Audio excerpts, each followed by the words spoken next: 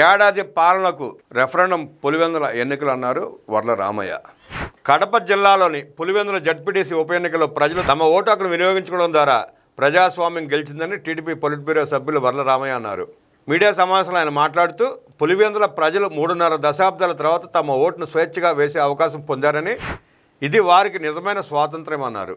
ZPTC ఎన్నికల ఫలితాలు YS కుటుంబానికి ఉన్న నిజమైన ప్రజాబలాన్ని బహిర్గతం చేశాయి.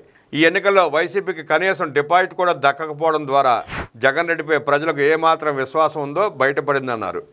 గతంలో జగన్ ముఖ్యమంత్రిగా ఉన్న సమయంలో కడప జిల్లాలో 553 ఎంపీటీ స్థానాలకు 439 ఎంపీటీ స్థానాలు, అలాగే 50 జడ్పీటీసీ స్థానాలకు 38 ఏకగ్రంగా గెలుచుకోవడం ఆయన దౌర్జన్యాలకు అక్రమాలకు నిదర్శనమని గుర్తు చేశారు.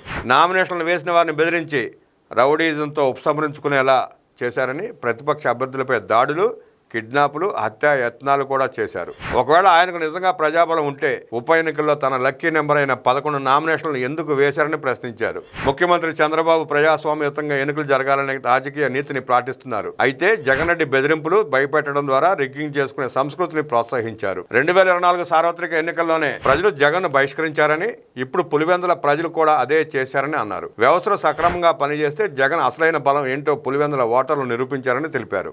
గతంలో ఒక నిజాయితీ గల ఎస్పీ ఆధ్వర్యంలో ఎన్నికలు జరిగినప్పుడు వైఎస్ కేవలం 3000 ఓట్ల తేడాతోనే గెలిచారని గుర్తు చేశారు. ప్రస్తుతం మద్యం కేసు తమపై ముప్పుగా మారుతుందనే భయంతో జగన్ రెడ్డి ప్రజల దృష్టిని మళ్లించడానికి ఇష్టం వచ్చినట్లు మాట్లాడుతున్నారని మండిపడ్డారు.